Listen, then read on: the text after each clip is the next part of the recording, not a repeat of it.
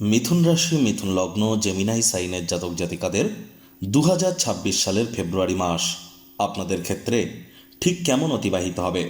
Planetary ট্রানজিটের chart অর্থাৎ গ্রহগত গোচরের ছক ধরে মোরাললেস আপনাদের জীবনের প্রতিটি ক্ষেত্র নিয়েই আমরা বিস্তারিত আলোচনায় থাকতে চলেছি। তবে তার আগে রাজযোগ চ্যানেলের তরফ থেকে আপনাদের সকলকে 15ই ফেব্রুয়ারি মহাশিবরাত্রির হার্দিক শুভেচ্ছা ও অগ্রিম অভিনন্দন বার্তা রইল। প্রতিবেদনটি অত্যন্ত গুরুত্বপূর্ণ হবে, তার কারণ প্রথমত এখনও কিন্তু বৃহস্পতি আপনাদের রাশিতেই বক্রী এবং অতিচারী অবস্থায় আছেন। আপনাদের রাশিধিপতি বুধ জড়ত্ব যোগ তৈরি করবে এবং বুধ কিন্তু এ মাসেই বক্রীয় হবে।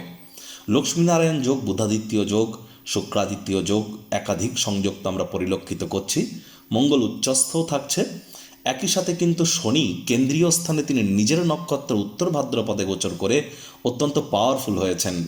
সূর্য মকর সংক্রান্তি ত্যাগ করে এ মাসেই কিন্তু কুম্ভ সংক্রান্তি ঘটাতে চলেছে এবং গ্রহণযোগ তৈরি হবে। তাহলে স্কিপ না করে পুরোটাই শুনুন যদি ভিডিওটির প্রকৃত মর্মার্থ আপনারা উপলব্ধি করতে চান। মিথুন রাশির জাতক জাতিকাদের মধ্যে যারা মৃগশিরা, আদ্রা এবং পুনর্বসু নক্ষত্রের জাতক জাতিকা, তাদের জন্য আলাদা করে নক্ষত্রগত আলোচনায় আমরা থাকতে চলেছি। পরিশেষে যেমন প্রতিকার নিয়ে আলোচনায় থাকি তেমনটি তো আছেই। আলোচনাটি কিন্তু ইন জেনারেল হবে, অর্থাৎ এই পৃথিবীতে যতজন মিথুন রাশির জাতক জাতিকা আছেন আলোচনাটি তাদের প্রত্যেকের জন্য। আপনি চাইলে আপনার ব্যক্তিগত গণনা এনি টাইম আমাদের দ্বারাই করাতেই পারেন। এর জন্য স্ক্রিনে আমরা নাম্বার দিয়ে থাকি। শনিবার রবিবার অফিসে এসে ফেস টু ফেস সাক্ষাৎ কিন্তু করতেই পারেন, অথবা বাইফোন এনি টাইম কনসালটেন্সি আপনারা নিতেই পারেন। তো চলুন কথা না বাড়িয়ে আলোচনায় প্রবেশ করা যাক। মিথুন রাশি, মিথুন লগ্ন, জেমিনাই সাইনের জাতক জাতিকারা কালপুরুষের রাশিচক্র অনুযায়ী তৃতীয়তম রাশির আন্ডারে আপনারা পড়েন। আপনাদের রাশির মালিককে বুধ, গ্রহদের যুবরাজ। আর স্ক্রিনে আপনারা যে চার্টটি দেখতে পাচ্ছেন এটি মিথুন রাশির জাতক জাতিকাদের 2026 সালের 1 ফেব্রুয়ারি আপনাদের গ্রহগত গোচরের ছক ঠিক এমনটিই কিন্তু দেখাবে। ফার্স্ট হাউস যেখানে 3 লেখা আছে, গুরু বসে আছে, এটিই কিন্তু আপনাদের ফার্স্ট হাউস। আর এখানে বৃহস্পতি নিজের নক্ষত্র পুনর্বসু নক্ষত্রে বর্তমানে অতিচারী এবং বক্রী হয়েছেন। চন্দ্র স্বগৃহে গোচর করছে আপনাদের পরিবার, বাণী, অর্থের ভাবে। তবে 2-2.5 দিন অন্তর অন্তর চন্দ্র রাশি পরিবর্তন করবে। কেতু পূর্ব ফাল্গুনী নক্ষত্রে আপনাদের পরাক্রমের ভাবে গোচর করছে। সূর্য মঙ্গল বুধ শুক্রের চতুর্গ্রহী যোগ থাকছে আপনাদের অষ্টমে, যেখানে 10 লেখা আছে। তবে ঠিক 3 তারিখে বুধ রাহু জড়ত্ব যোগ তৈরি হয়ে যাবে আপনাদের ভাগ্যস্থানে, বুধ রাশি পরিবর্তন করবে। আর 6 তারিখে শুক্র আবার রাশি পরিবর্তন করে বুধ রাহুর সাথে সংযুক্ত হবে আপনাদের ভাগ্যস্থানে। তখন আমরা আবার আপনাদের আকর্ষণের সূত্রকে বৃদ্ধি পেতে দেখব এবং লক্ষ্মী নারায়ণ যোগ কন্টিনিউটি মেনটেন করবে, জড়ত্ব যোগও চলবে। সূর্য 13 তারিখে রাশি পরিবর্তন করে কুম্ভ সংক্রান্তি ঘটিয়ে রাহু বুধ শুক্রের সাথে সংযুক্ত হবে, গ্রহণ দোষও তৈরি হবে, শুক্রাদিত্য বুধাদিত্যও তৈরি হবে। আবার মঙ্গল কিন্তু 23 তারিখে রাশি পরিবর্তন করে এই আপনাদের ভাগ্যস্থানে গোচর করে পঞ্চগ্রহী যোগ তৈরি করে দেবে। শনি রাহু পুরো মাসটি জুড়েই কিন্তু নিজের নক্ষত্র শতবিশা নক্ষত্রে আপনাদের ভাগ্যস্থানেই গোচর করবে। আর শনি তো নিজের নক্ষত্র উত্তর ভাদ্রপদে গোচর করেছেন এবং তিনি আপনাদের কেন্দ্রীয় স্থানেই কিন্তু থাকবেন, ত্রিকোণপতি কেন্দ্রীয় স্থানে। এটিও কিন্তু এক প্রকার রাজযোগ। প্রথমেই যে বিষয় সম্পর্কে আপনাদেরকে অবগত করানোর চেষ্টা আমরা করব। দেখুন, প্রথম যে বিষয়টি সেটি হলো যে শনি মহারাজ আপনাদের কিন্তু ভাগ্যপতি। তিনি এতদিন বৃহস্পতির নক্ষত্রে গোচর করছিলেন, এখন তিনি নিজের নক্ষত্র উত্তর ভাদ্রপদে গোচর করা শুরু করে দিয়েছেন। আর এই সময় তিনি আপনাদের ত্রিকোণপতি কেন্দ্রীয় স্থানে গোচর করছেন, যার ফলস্বরূপ যোগ্য কর্মচারী হয়ে থাকলে প্রমোশন, পদোন্নতি, স্যালারি ইনক্রিমেন্ট আপনাদের হতেই পারে। কেরিয়ারে নতুন নতুন উপলব্ধি কিন্তু আপনারা হাসিল করতেই পারেন। তবে যেহেতু আপনাদের রাশিধিপতি বুধ 3 তারিখের পর রাহুর সাথে সংযুক্ত হবে, জড়ত্ব যোগ তৈরি করবে, এজন্য জীবনের ব্যাপারে, কেরিয়ারের ব্যাপারে, ফাইন্যান্সের ব্যাপারে, পরিবারের ব্যাপারে, সমাজের ব্যাপারে কোনো প্রকার গুরুত্বপূর্ণ সিদ্ধান্ত বা মেজর ডিসিশনস নেওয়ার যদি থাকে 3 ফেব্রুয়ারির আগে নিয়ে ফেলুন। তা না হলে কিন্তু তার পরের সময়টি আপনাদের জন্য সিদ্ধান্ত গ্রহণের ক্ষেত্রে খুব একটা সুবিধাজনক নয়। আমি আপনাদেরকে হাইলি রেকমেন্ড করব যে এই মাসে আপনারা কোনো প্রকার মেজর ডিসিশনস যেন গ্রহণ করবেন না। আর 26 তারিখের পর বুধ আবার বক্রী হবে।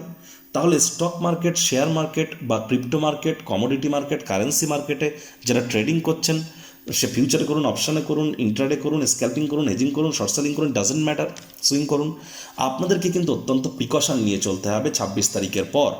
এটা কিন্তু হাইলি রেকমেন্ড করলাম আপনাদেরকে, কারণ 26 তারিখের পর থেকে বুধ যখন বক্রী হবে একটানা প্রায় 20-22 দিন কিন্তু স্টক মার্কেট ভলাটাইল হয়ে যেতে চলেছে। এমনকি যারা এক্সপেরিয়েন্সড গাই আছেন তারাও কিন্তু না চাইতেও কোনো ভুল কিন্তু করে বসতেই পারেন। এ সময় কিন্তু আমরা লক্ষ্য করব যে গোল্ডেও কিন্তু কিছুটা কারেকশান হওয়ার যোগ আমরা পরিলক্ষিত করব ঠিক এই সময়টিতে।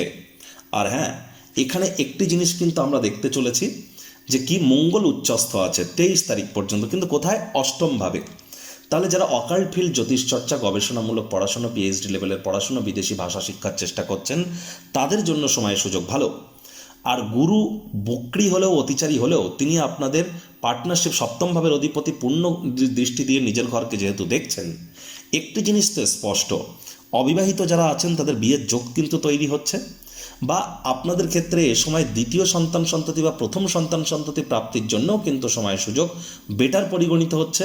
আদালত কোর্টে কোনো কেস পেন্ডিং থেকে থাকলে আমি বলবো কোর্ট বা আদালতের বাইরে মামলার নিষ্পত্তি করে নিন। পার্টনারশিপে ক্রিয়াকলাপ করলে আপনারা লাভান্বিত হবেন। এক্সপোর্ট ইম্পোর্টের বিজনেস, ট্রাভেল, ট্যুরিজম ইন্ডাস্ট্রিতে যারা যুক্ত আছেন, ব্যাংকিং সেক্টর, ফাইন্যান্সিয়াল সেক্টরে যারা আছেন, তাদেরকে কিন্তু অত্যন্ত প্রিকশন নিয়ে চলতে হবে, বিশেষ করে মানির ট্রানজ্যাকশনের সময়। একই সাথে দেখুন, এখানে কিন্তু আমরা বুধাদিত্য যোগ, লক্ষ্মীনারায়ণ যোগ, একাধিক সংযোগ তো পরিলক্ষিত হবে আপনাদের ভাগ্যস্থানে। তবে কিন্তু ভাগ্যস্থানে সূর্যের যে কুম্ভ সংক্রান্তি 13 তারিখের পর, আর সূর্য আপনাদের পরাক্রমের ভাবকে 13 তারিখের পর পূর্ণ দৃষ্টি দিয়ে দেখবেন। তাহলে 13 তারিখের পর আপনাদের সাহস পরাক্রম আপনারা পুনরায় ব্যাক পেতে চলেছেন। 13 তারিখের পর কিন্তু ছোটোখাটো যাত্রা ভ্রমণের দ্বারা আপনারা উপকৃত হতে পারেন। তীর্থযাত্রা, তীর্থ ভ্রমণের সুযোগ পেলে এ সময় যেন হাতছাড়া করবেন না। এ সময় আপনাদের আকর্ষণ বাড়তে চলেছে। পুরুষ হয়ে থাকলে মহিলা, মহিলা হয়ে থাকলে পুরুষদের তরফ থেকে আপনারা কিন্তু আকর্ষিত হবেন। এ সময় আপনাদের অবশ্যই যৌন চাহিদা, কামবাসনাকে একটু কন্ট্রোলের মধ্যে কিন্তু রাখতে হবে, বিশেষ করে 6 তারিখের পর যখন শুক্র রাহুর কম্বিনেশন বা কনজাংশন হবে। বিশেষ করে ভিনাস অ্যান্ড রাহুর কনজাংশন যাদের ন্যাটাল চার্ট বা জন্মছকে আছে, তাদেরকে কিন্তু এ সময় আমরা অত্যন্ত প্রিকশন নেওয়ার পরামর্শ দেব। তবে হ্যাঁ, মানি ম্যানিফেস্ট করবার জন্য টাইমটি কিন্তু আপনাদের জন্য দুর্দান্ত। তবে শনি মহারাজের যেহেতু তৃতীয় দৃষ্টি আপনাদের 12th হাউসে থাকছে, বাজেটকে, খরচকে একটু নিয়ন্ত্রণের মধ্যে রাখবার চেষ্টা করুন। দীর্ঘদিন ধরে খরচ, বাজেটকে কিন্তু আপনারা নিয়ন্ত্রণ করতে পারছেন না। ঘুমের সমস্যা থেকে থাকলে ইমিডিয়েট জ্যোতিষতাত্ত্বিক পরামর্শ গ্রহণ করুন।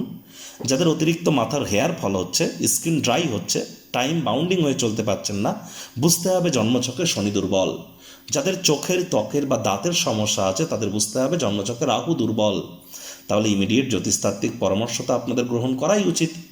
যারা সরকারি চাকরিজীবী, নেতা, মন্ত্রী, এমএলএ, এমপি বা সরকার পক্ষে আছেন, শাসক দলে আছেন, বা প্রাইভেট সেক্টরে অ্যাডমিনিস্ট্রেটিভ লেভেলে যারা কাজ করেন, তাদেরকে বলবো অত্যন্ত প্রিকশন নিয়ে চলুন।